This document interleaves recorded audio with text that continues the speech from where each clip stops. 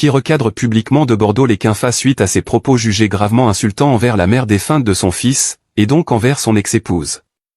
Assis derrière un bureau sobre, le regard pénétrant, l'allure calme mais profondément grave, Monsieur Bomou Aboubacar Bassa, père de Didi B, a décidé de s'exprimer publiquement. Jusque-là, il était resté en retrait.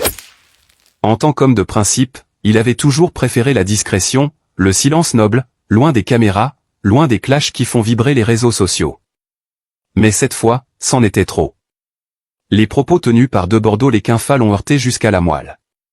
Ce n'était pas une simple querelle d'artistes. Ce n'était pas un différend musical.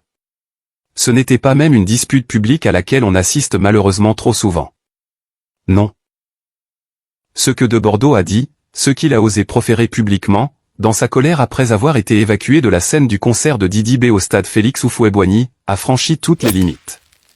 Toutes. Le père de Didi B parle d'une voix grave, lourde de douleur, mais parfaitement lucide. Il ne cherche pas la polémique. Il exige le respect. Quand j'ai entendu ce que tu as dit, de Bordeaux, je n'ai d'abord pas voulu y croire. J'ai dû écouter 2 fois. 3 fois. Et là, j'ai compris qu'on avait dépassé le domaine du spectacle. Tu n'as pas insulté un artiste. Tu n'as pas critiqué une performance.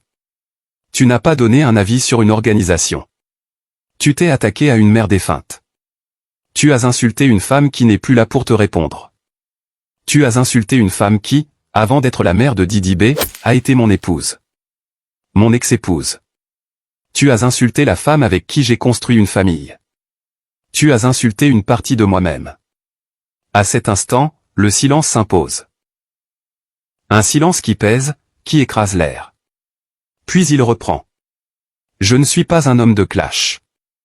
Je ne suis pas un homme des réseaux.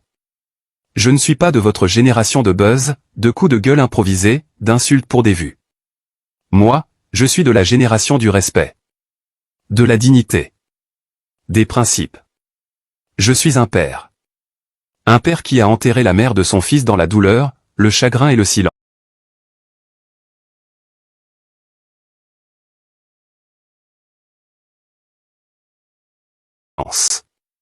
Tu n'imagines même pas ce que cela représente. Et toi, tu viens, pour une histoire de concert, pour une éviction qui ne vient même pas de mon fils, insulter les parties intimes de cette femme. Son regard s'assombrit. Il y a dans ses yeux l'orage d'un homme blessé, humilié, dévasté par tant d'indécence. Tu crois qu'il s'agissait de quoi ce jour-là? D'un concert de clash? Tu crois que c'était un règlement de compte entre artistes? C'était un rêve d'enfant devenu réalité. C'était le sacre d'un fils, le fruit du travail, de la patience, du talent, de la discipline. Et pendant que ce fils chantait, livrait tout ce qu'il avait à ce peuple, toi, tu t'es senti frustré. Sois. C'est ton droit. Mais au lieu de demander des comptes aux bonnes personnes, tu as choisi la facilité, cracher sur la tombe d'une femme. Il s'indigne du fond du cœur. Non pas comme une célébrité offensée, mais comme un homme brisé dans sa mémoire intime. Tu ne m'as pas insulté en tant que spectateur. Tu ne m'as pas insulté en tant que père de star. Tu m'as insulté en tant qu'homme. Parce qu'en insultant mon ex-épouse, tu as craché sur mes souvenirs. Sur mes années de vie commune avec elle. Sur la femme qui a porté mon fils. Et cela, je ne peux pas l'accepter. Je ne l'accepterai jamais. Le père de Didi B tient à clarifier les choses, Didi B n'a pas ordonné l'éviction de Bordeaux. Le show avait une direction artistique stricte. Tout était millimétré. Les horaires, les enchaînements, les apparitions surprises, les effets spéciaux. Le public, la sécurité, les médias, tout devait fonctionner sans accroc. Et à ce moment-là, Didi B était en prestation, concentré sur sa mission. Offrir un spectacle digne de la Côte d'Ivoire. Ce n'est pas Didi qui t'a sorti.